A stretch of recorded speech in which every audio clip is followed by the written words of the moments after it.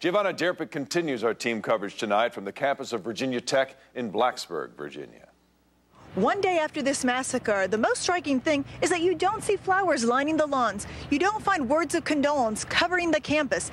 Instead, you find people huddled together in silence or finding solace online. I think it's just easier to communicate. Like when you write something down, it's just easier than to talk to someone one-on-one. When the right words somehow just couldn't come out, this is where many on the Virginia Tech campus turn to express their sorrow. Go down and scroll down and look at their wall and see if people wrote we hope you feel better, or how are you doing? We're glad you're okay. Or someone would be like, we're sorry we lost you. Mourners like Mary Williams say the online connection has been a vital information connection for them as well, especially in the hours after this tragedy unfolded when they were hungry to know about their loved ones. When I was looking through the groups on Facebook, a few of them were even saying the people that were the victims of the shootings before even the news had even expressed it, and I thought that was really profound. Profound reflection grips the campus today.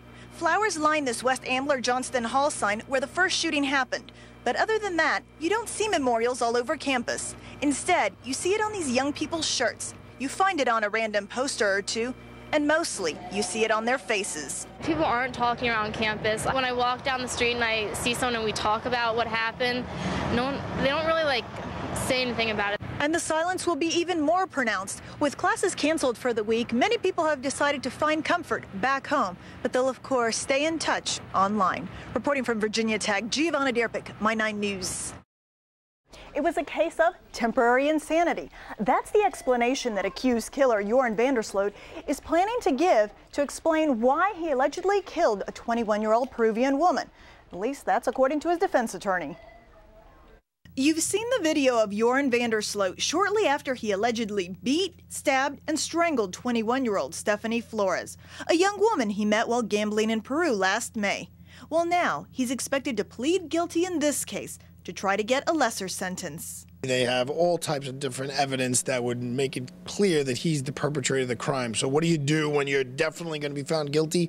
You try to mitigate it somehow or another. Criminal defense attorney Arthur Idala is not representing the 23-year-old Dutchman, but he says the state of New York has a similar defense to the so-called, quote, violent emotion argument that Vandersloot's attorney plans to use for his client in Peru. It's a defense that when you're so overcome with emotion, you react in a way that you're out of your mind. In the Flores case, Vandersloot says he went into a rage after Flores looked at his laptop computer and discovered Vandersloot's suspected connection to the Natalie Holloway case.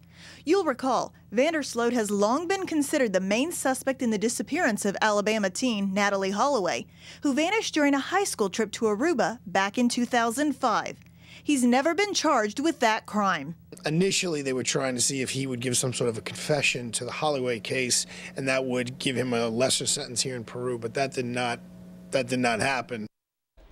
And now it's up to a judge to either accept or reject this temporary insanity argument. Now, if the judge decides to accept it, Vandersloot's sentence could go from 25 to 35 years to 3 to 5 years. But get this, his defense attorney believes that his client could be out in as little as 20 months. Back to you, Arthel. So we continue our coverage right now with Giovanna in New Jersey. The announcement that high-ranking Jersey City officials have been arrested as part of this FBI sweep has hit City Hall like a ton of bricks. I'm still hearing names. The list of names of Jersey City politicians arrested in this FBI sting, allegedly involving corruption and money laundering, grows longer.